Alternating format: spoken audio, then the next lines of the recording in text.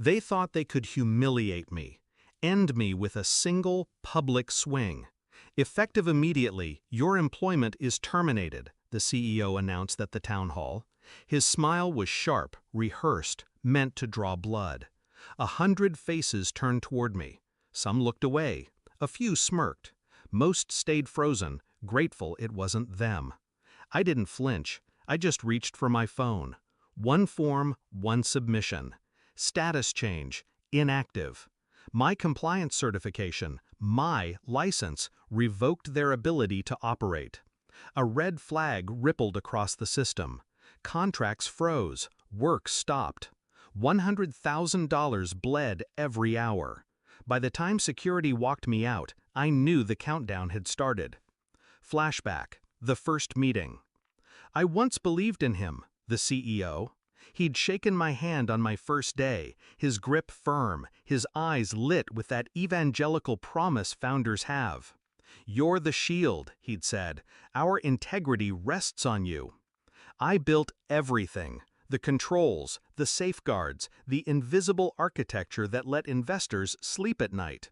I gave them my nights, my weekends, my faith. And in return, he cut me loose in front of the whole company. No warning, no severance, no respect. Just the phrase, "at will." But betrayal is a funny thing. It hurts less when you realize you were the only adult in the room all along. The discovery. I should have seen it sooner. The shortcuts, the signatures forged in haste, the endless push to close deals first, clean up later. Then I found the emails. Internal threads where they mocked my compliance notes. "Paper tiger," they called me. "She'll bark, but we can override." That was the moment something inside me went cold.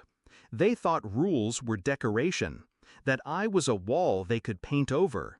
But walls can hold weight, or collapse. And when they collapse, they bury the people beneath them. The shift. I didn't beg. I didn't rage. I observed. The company ran on my credentials. I knew it. Their lawyers knew it. Without a certified officer, every contract was void. Every government deal frozen. Every line of revenue strangled. So when they dragged me into the boardroom, hours after my termination, I was ready. The execution. The room was packed. Mahogany table, 12 men in suits, faces shiny with sweat. The CEO pointed at me, his voice already raised. "You think you can sabotage us? Do you know what you've done?" I stayed seated, hands folded. Calm. "Yes," I said. "I stopped you from breaking the law." The board shifted in their seats.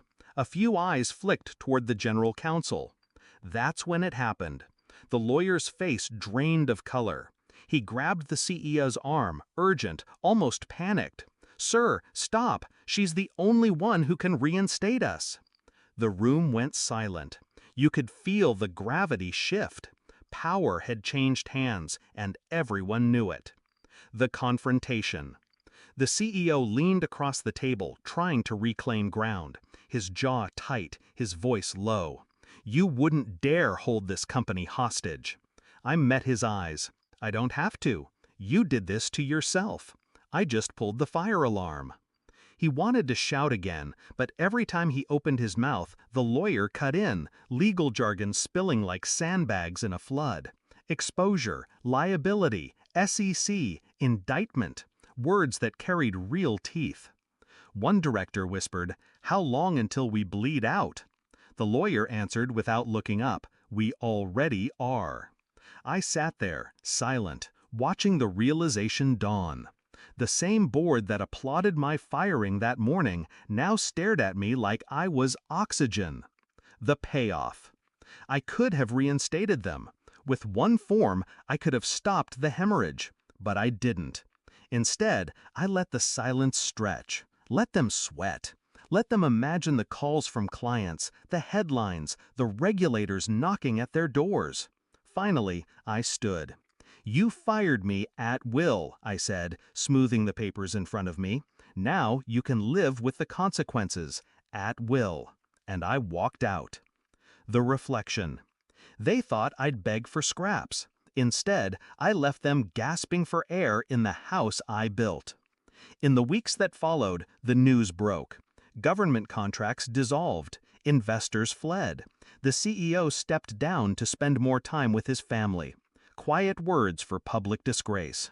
I didn't celebrate. Revenge wasn't a toast. It was a reckoning. Because here's the truth, power is never taken in a boardroom with yelling.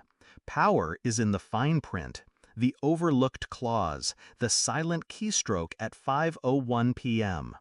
And when they tried to strip me of dignity, I showed them the cost of underestimating the quietest person in the room. They built their empire on my signature, and with a single click, I erased it.